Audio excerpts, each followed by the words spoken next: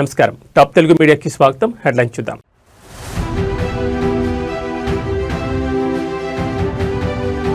వందే మాతరం కేవలం పాట కాదు, భారత దిక్సూచి. ఈ గీతం బ్రిటిష్ వారిని సవాలు చేసిందన్న మోడీ.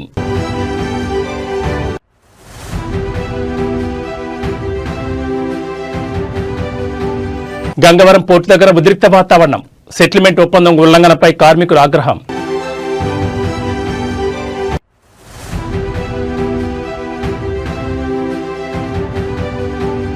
శంషాబాద్కు వచ్చే 3 విమానాలకు బాంబు బెదిరింపులు.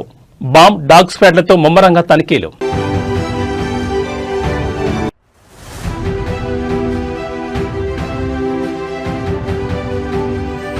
ఐఏఎస్ ఆమ్రపాడికి తెలంగాణ హైకోర్టులో చుక్కెదురు.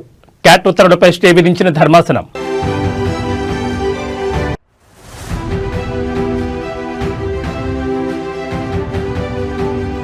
వల్లభనేని వంశీ ప్రధాన అనుచరుడు అరెస్ట్. సత్యవర్ధన్ కిడ్నాప్ కేసులో A2 నిందితుడిగా ఉన్న కొమ్మ కోర్టులో.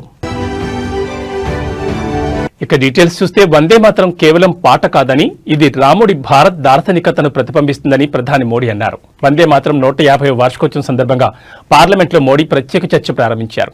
ఈ సందర్భంగా మాట్లాడుతూ వందే మాత్రం భారతదేశంలో బ్రిటిష్ పాలనకు వ్యతిరేకంగా ఒక యుద్ధ నినాదం అని పేర్కొన్నారు. ఈ సందర్భంగా ప్రతిపక్షాలపై ప్రధాని మోడీ విమర్శలు గుప్పించారు. కాంగ్రెస్ ను తీవ్రంగా విమర్శిస్తూ వందే మాత్రం 100 సంవత్సరాలు పూర్తి చేసుకున్నప్పుడు దేశం అత్యవసర పరిస్థితిలో ఉందని పేర్కొన్నారు. ఇక ఈ పాట 50 సంవత్సరాలు పూర్తి చేసుకున్నప్పుడు భారతదేశం పరాయి పాలనలో ఉందని తెలిపారు. బంకిం చంద్ర చట్టోపాధ్యాయ వందే మాత్రం పాటతో బ్రిటిష్ వారిని సవాల్ చేశారని గుర్తు చేశారు. స్వాతంత్ర పోరాటంలో వందే మాత్రం దేశానికి స్ఫూర్తినిచ్చి సాధికారతను కల్పించిందని స్పష్టం చేశారు. ఈ చర్చ భవిష్యత్ తరాలకు స్ఫూర్తినిస్తుందని చేపట్టినట్లు పేర్కొన్నారు. पूरब से पश्चिम, उत्तर से दक्षिण, वंदे मातरम हर भारतीय का संकल्प बन गया. इसलिए वंदे मातरम की स्तुति में लिखा गया था, मातृभूमि स्वतंत्रता की वेदिका पर मदोमय. मातृभूमि स्वतंत्रता की वेदिका पर मोदमय. स्वार्थ का बलिदान है, यह शब्द है वंदे मातरम का अभिमान है, यह शब्द वंदे मातरम. आदरणीय अध्यक्ष जी, कुछ दिन पूर्व जब वंदे मातरम 150 का आरंभ हो रहा था, तो मैंने उस आयोजन में कहा था, वंदे मातरम हजारों वर्ष की सांस्कृतिक ऊर्जा भी थी, उसमें आजादी का जज्बा था. अंग्रेजों के उस दौर में एक फैशन हो गई थी भारत को कमजोर, निकम्मा, आलसी, कर्महीन, इस प्रकार भारत को जितना नीचा दिखा सके ऐसी एक फैशन बन गई थी. और उसमें हमारे यहां भी जिन्होंने तैयार किए थे वो लोग भी वही भाषा बोलते. 2 ఏళ్ల కాంగ్రెస్ పాలనపై మాజీ మంత్రి హరీష్ రావు తీవ్రస్థాయిలో విమర్శలు గుప్పించారు. సోమవారం మీడియాతో మాట్లాడుతూ ముఖ్యమంత్రి ప్రతిరోజు ప్రజాదర్బార్లో ప్రజలను కలుస్తారన్నారని, ఆ గొప్పలు ఏమయ్యాయని ప్రశ్నించారు. రేవంత్ రెడ్డి బిల్డప్ బాబాయ్ అంటూ వ్యాఖ్యలు చేశారు. జల్సాలకు, విందులకు, పెళ్లిళ్లకు, సీఎల్పీ మీటింగ్లకు ప్రజాభవన్ వాడుతున్నారని ఆరోపించారు. రేవంత్ రెడ్డి ప్రైవేట్ లిమిటెడ్ పాలన అంటూ దుయ్యబట్టారు. 2 ఏళ్ల కాంగ్రెస్ పాలనలో రేవంత్ రెడ్డి ప్రజలకు వేదన, రోదన మిగిల్చారన్నారు. రేవంత్ పాలనలో హైదరాబాద్ బ్రాండ్ ఇమేజ్ దెబ్బతిందని విమర్శించారు. 2 ఏళ్ల పాలనలో ఆదాయం ఎందుకు తగ్గిందో చూసుకోవాలన్నారు. ఆర్గనైజ్డ్ కరప్షన్ పాలన రేవంత్ కుటుంబం మంత్రులదే అంటూ కామెంట్స్ చేశారు. కరప్షన్ ఎలా చేయాలో కాంగ్రెస్ పాలన చూసి నేర్చుకోవాలంటే ఎద్దేవా చేశారు. వ్యవస్థీకృత అవినీతికి కాంగ్రెస్ అధిష్టానం బాధ్యత వహించాలని డిమాండ్ చేశారు. 2 ఏళ్ల కాంగ్రెస్ పాలన ప్రజలకు మొండి చేయి చూపించిందని, అన్ని వర్గాల ప్రజలను మోసం చేశారని మండిపడ్డారు. ప్రభుత్వం విజన్, విధానమేంటో ఎవరికీ ఇప్పటికీ అర్థం కావడం లేదన్నారు. ప్రజలకిచ్చిన హామీలు, అభివృద్ధి, సంక్షేమం ఏమీ చేయలేదని మాజీ మంత్రి ఫైర్ అయ్యారు. విజయోత్సవాలు కాదు, అపజయోత్సవాలు జరుపుకోవాలన్నారు. ఇప్పుడు కరీంనగర్ జిల్లా నుంచి ఒక రైతు, నేను పత్రికలో చదివిన విషయం చెప్తున్నా. గొడుగు నాగరాజు అనే రైతు ప్రజాభవన్కి వచ్చి ఫిర్యాదు చేసిండు. ఆ గొడుగు నాగరాజుకు సెల్ ఫోన్లో మెసేజ్ వచ్చింది, నీ సమస్య పరిష్కారం అయిపోయింది అని. నిజంగా చూస్తే ఈరోజు కూడా పరిష్కారం కాలేదు. అంటే నీ ప్రజాభవన్ నీ వేదిక ఎట్లా పనిచేస్తుంది, నువ్వు పోయింది లేదు, నీ మంత్రులు పోయింది లేదు, ఇచ్చిన దరఖాస్తులకు కనీస పరిష్కారం కూడా లేకుండా పోయింది. అంటే ఇలా ప్రజాభవన్ అనేది ప్రజలకు ఉపయోగపడతలేదు, జల్సాలకు, విందులకు, ఫస్ట్ ప్రోగ్రాం వాళ్ళ మేనిఫెస్టోలో ఉన్న మొదటి కార్యక్రమం, ఆయన ప్రమాణ స్వీకారం చేసిన తర్వాత చెప్పిన మొదటి మాట అదే తుసుమన్నది. ఏం చెప్పింది వాళ్ళ మేనిఫెస్టోలో? ముఖ్యమంత్రి గారు తన కార్యాలయంలో ప్రతిరోజు ప్రజల్ని కలుస్తాడు, ప్రజా దర్బార్ నిర్వహిస్తాము అని మేనిఫెస్టోలోని మొదటి పారాలో చెప్పారు. చివరికి జరిగింది ఏంది? ఆ రోజు ప్రమాణ స్వీకారం చేసేటప్పుడు రేవంత్ రెడ్డి గారు రోజు ప్రజా దర్బారు నేను నిర్వహిస్తా, సామాన్యులు సైతం వచ్చి నన్ను కలవచ్చు అని చెప్పి గప్పాలు కొట్టిండు. ప్రమాణ స్వీకారం చేసి ఒక్కరోజు మాత్రమే ఇలా కళ్యాణ లక్ష్మి షాదీ ముబారక్ తులం బంగారం ఇస్తా అన్నాడు రేవంత్ రెడ్డి. సరే తులం బంగారం వచ్చిందా లేదా నాకు తెలుసు, ఇవాళ రాష్ట్రంలో ఎక్కడ రాలే.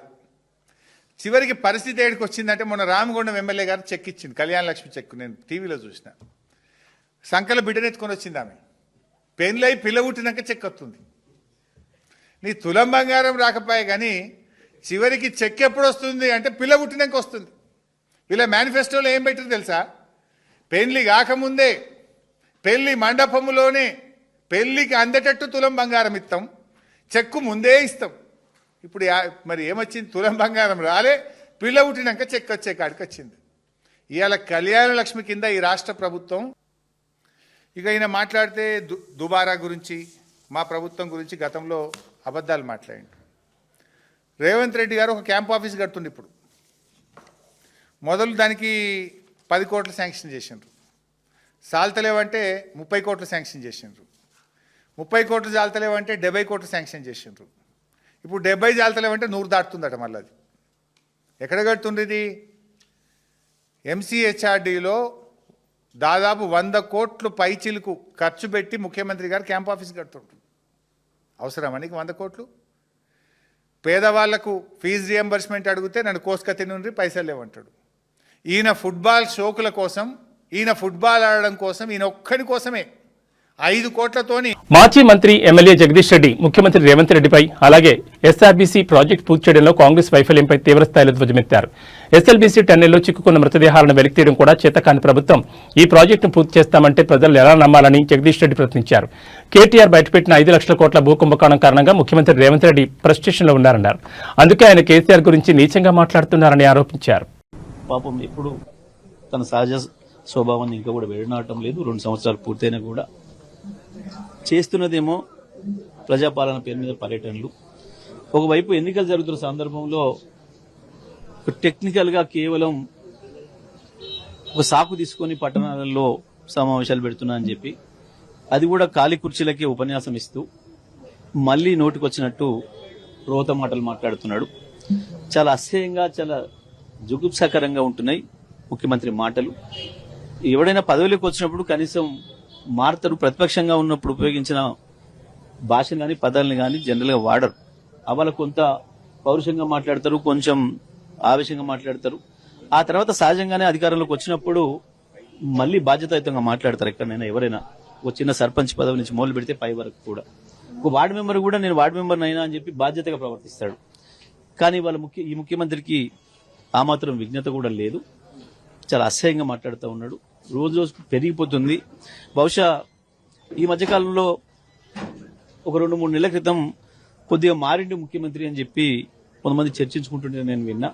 కొద్దిగా భాష మార్చుకుంటున్నాడు అని చెప్పేసి అనే విషయాన్ని విన్నా. కానీ మరి నిన్న మొన్న మళ్ళీ తిరిగి మొదలైంది అంటే బహుశా ఆయనలో హిల్ట్ పాలసీ ద్వారా తన ఏదైతే లక్షల కోట్లు ప్రజాధనాన్ని కొట్టేయాలని చూసిండో, తన కుటుంబ సభ్యులు, తన బంధుమిత్రులకు అపరంగా కట్టబెట్టాలని చూసిండో, ఆ విషయంలో బీఆర్ఎస్ పార్టీ తనదైన పాత్ర పోషించి కేటీఆర్ గారు పెద్ద ఎత్తున దానిపైన ఉద్యమాన్ని ప్రారంభించిన తర్వాత నేను చేయదలుచుకున్న దొంగతనాన్ని అడ్డుకున్నాడన్న ఆక్రోశం కనబడుతుంది.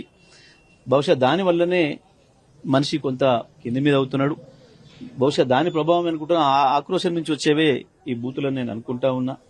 లేకపోతే కేసీఆర్ గారి గురించి ఆయన మాట్లాడుతున్న మాటలు, నేను దేవరకొండలో ఆయన చేసిన ప్రసంగం చూస్తే నాకు మొదట ఫోన్ చేసింది కాంగ్రెస్ పార్టీ కార్యకర్తలే నాకు ఫోన్ చేసిరు ఆ ప్రాంతం నుంచి.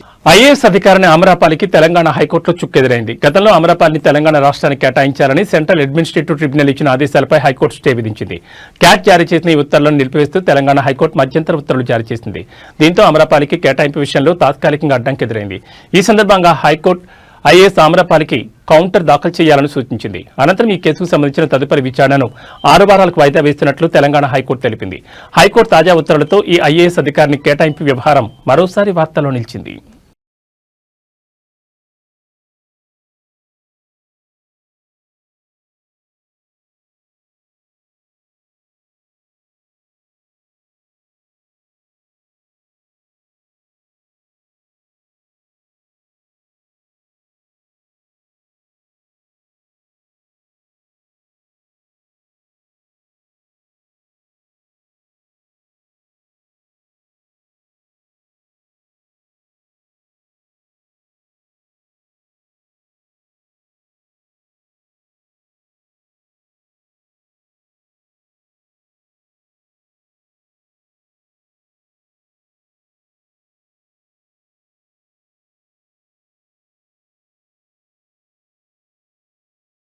గన్నవరం మాజీ ఎమ్మెల్యే వైసీపీ నేత వల్లభనేని వంశీకి ప్రధాన అంచుడైన కొమ్మ కోర్టులను పోలీసులు ఎట్టకేలకు అదుపులోకి తీసుకున్నారు.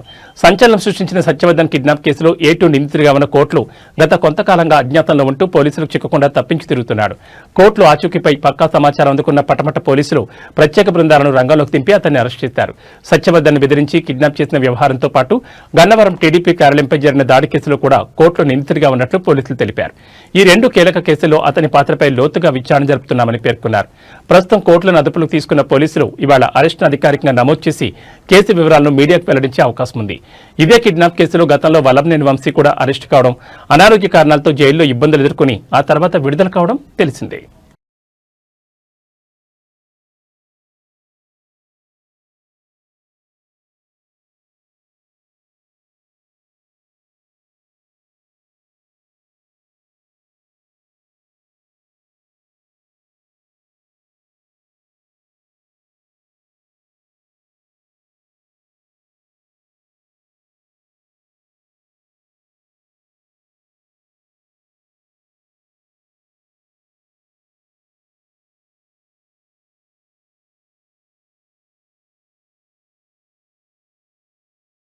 ప్రజాశాంతి పార్టీ అధ్యక్షుడు కేఏ పాల్ తెలంగాణ ముఖ్యమంత్రి రేవంత్ రెడ్డి నాయకత్వంలోని కాంగ్రెస్ ప్రభుత్వంపై తీవ్రస్థాయిలో విమర్శలు గుప్పించారు. పాలనలో ప్రభుత్వం పూర్తిగా విఫలమైందని ఆరోపిస్తూ ముఖ్యమంత్రి వెంటనే తన పదవికి రాజీనామా చేయాలని డిమాండ్ చేశారు. ప్రభుత్వం అధికారంలోకి వచ్చి 2 ఏళ్లలో పూర్తిగా విఫలమైంది. ఎన్నికల ముందు ప్రజలకిచ్చిన ఒక్క హామీని కూడా రేవంత్ రెడ్డి పూర్తిగా నెరవేర్చలేదని పేర్కొంటూ ముఖ్యమంత్రి వెంటనే రాజీనామా చేయాలని డిమాండ్ చేశారు. కాంగ్రెస్ ప్రభుత్వంలో అనేక కుంభకోణాలు జరుగుతున్నాయని ఆరోపించిన కేఏ పాల్ ఇటీవల HILT స్కామ్ పేరిట 9,300 ఎకరాలను అమ్మేసి 5 లక్షల కోట్ల స్కామ్ చేసేందుకు ప్రభుత్వం సిద్ధమైందని విమర్శించారు. ఇటీవల HILT స్కామ్ మీద నేను కోర్టులో కేసు వేశాను. త్వరలో అన్ని ఆధారాలతో తెలంగాణ ప్రభుత్వంపై మరో 17 కేసులు వేస్తానని ఆయన సంచలన హెచ్చరిక చేశారు. గ్లోబల్ సమ్మిట్ పేరిట ప్రభుత్వం అడ్డగోలుగా ప్రజాధనాన్ని వృధా చేస్తోందని పాల్ ఆరోపించారు. దేశంలో దోచుకునేవారు అందరూ ఈ సమ్మిట్కు వస్తున్నారని తీవ్ర వ్యాఖ్యలు చేశారు. తెలంగాణ ముఖ్యమంత్రి రేవంత్ రెడ్డి ముఖ్యమంత్రి పదవిని తీసుకొని 2 సంవత్సరాలు అయింది. 1 సంవత్సరం నాకు అవకాశం ఇవ్వండి, అభివృద్ధి అంటేటో చేసి చూపిస్తానా. నేను కూడా ఆయనకు పూర్తి మద్దతుగా సీఎం కాకముందు, సీఎం అయిన తర్వాత ఒక 10-15 స్టేట్మెంట్స్ ఇవ్వడం మీరు చూశారు.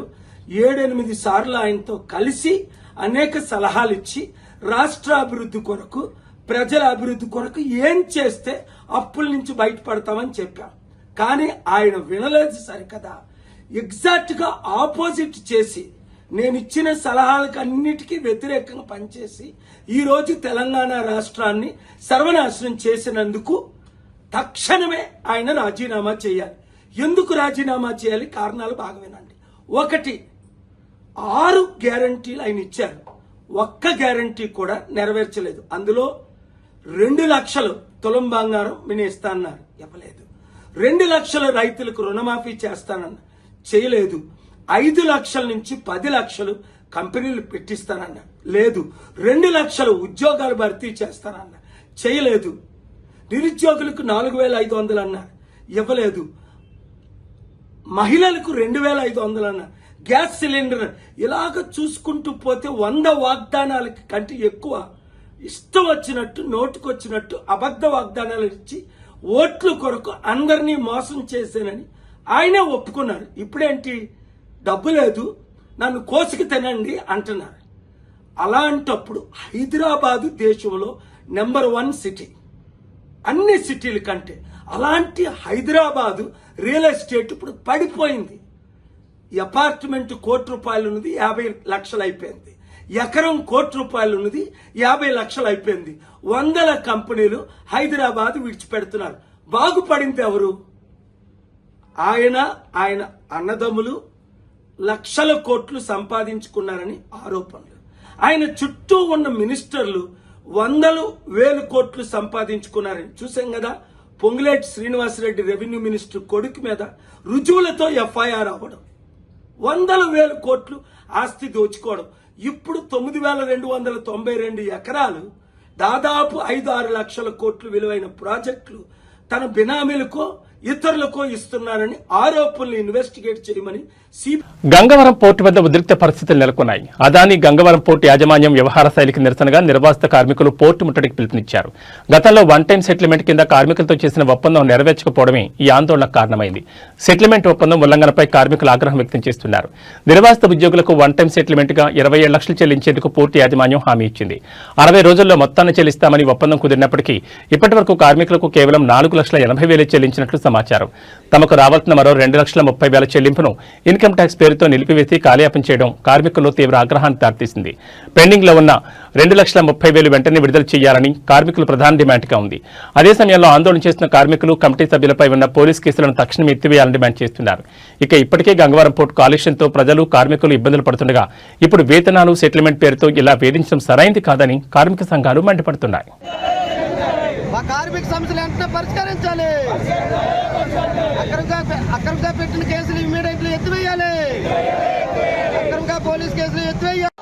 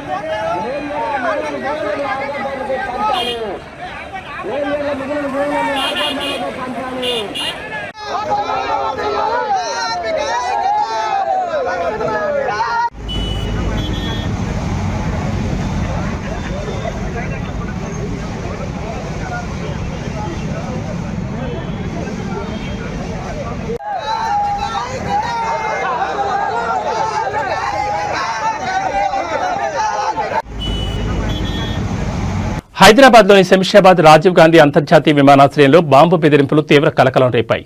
3 అంతర్జాతీయ విమానాల్లో బాంబులు పెట్టినట్లు గుర్తు తెలియని వ్యక్తుల నుంచి ఈమెయిల్ రావడంతో విమానాశ్రయంలో ఒక్కసారిగా ఆందోళన నెలకొంది. కన్నూర్ హైదరాబాద్, ఫ్రాంక్ఫర్ట్ హైదరాబాద్, లండన్ హైదరాబాద్ మార్గాల్లోని విమానాలకు ఈ బెదిరింపులు వచ్చాయి. ఈమెయిల్స్ అందుకున్న వెంటనే అప్రమత్తమైన విమానాశ్రయ అధికారులు, భద్రతా సిబ్బంది ఆ 3 విమానాలు ల్యాండ్ అయిన వెంటనే తనిఖీలు చేపట్టారు. వెంటనే రంగంలో దిగిన బాంబు స్క్వాడ్, డాగ్ స్క్వాడ్ బృందాలు విమానాల్లో విస్తృత తనిఖీలు ప్రారంభించాయి.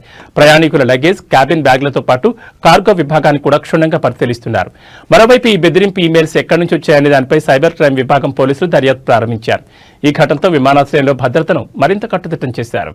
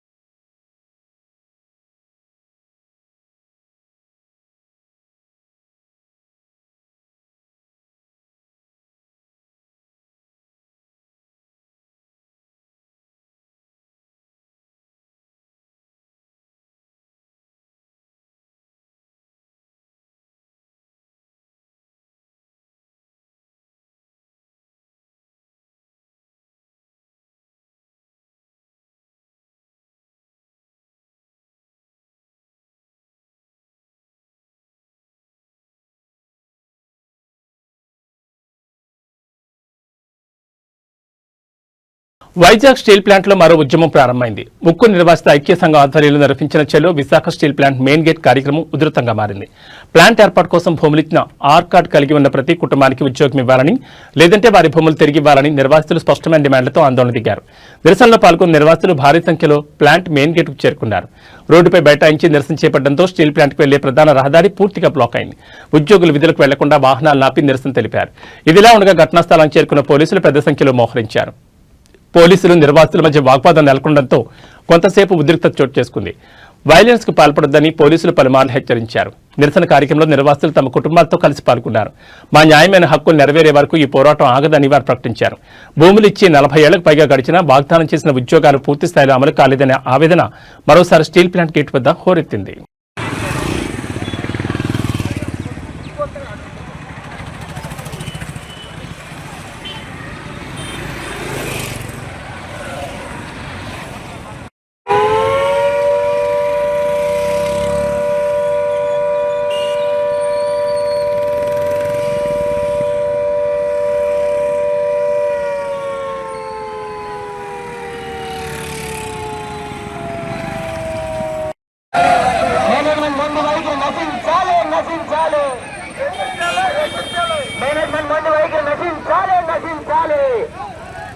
ప్రతి ఆర్గాడికి తగ్గిన సాక్షరం చెయ్యాలి. మిగిలిన భూములన్నీ ఆర్గాడు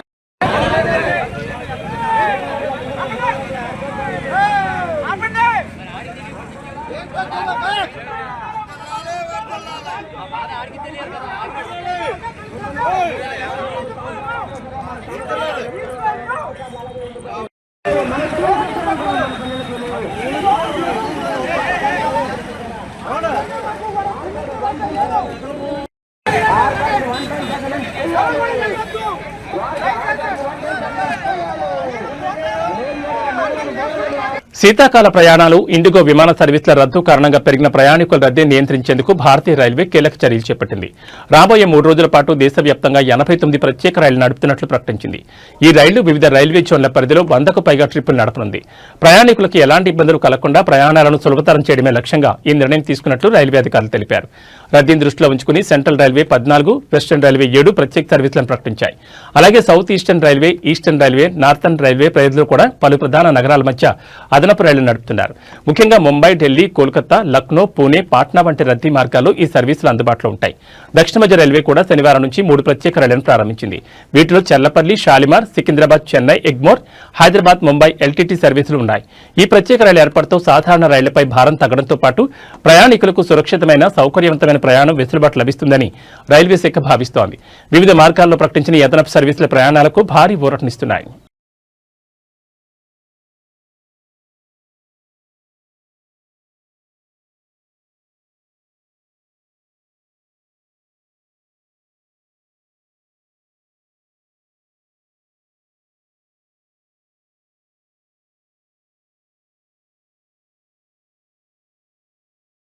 మలయాళ ఇండస్ట్రీలో సంచలనం సృష్టించిన లైంగిక వేధింపుల కేసులో ప్రముఖ నటుడు దిలీప్ ను కోర్టు నిర్దోషిగా తేల్చింది. ఇప్పటికే బెయిల్పై బయట ఉన్న నటుడికి ఈ తీర్పుతో ఊరట లభించింది.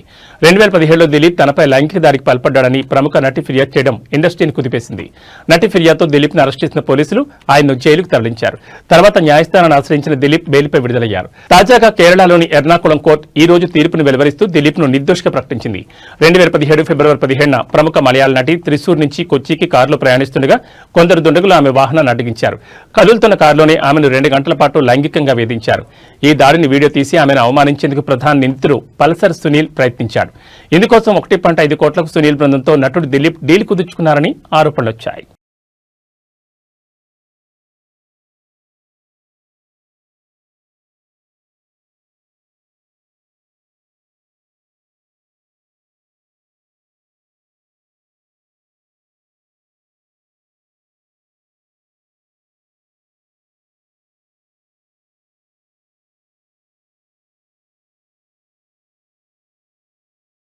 ఇవి ఈ బులెటిన్ విశేషాలు. మరో బులెటిన్లో మళ్ళీ కలుసుకుందాం. నమస్కారం.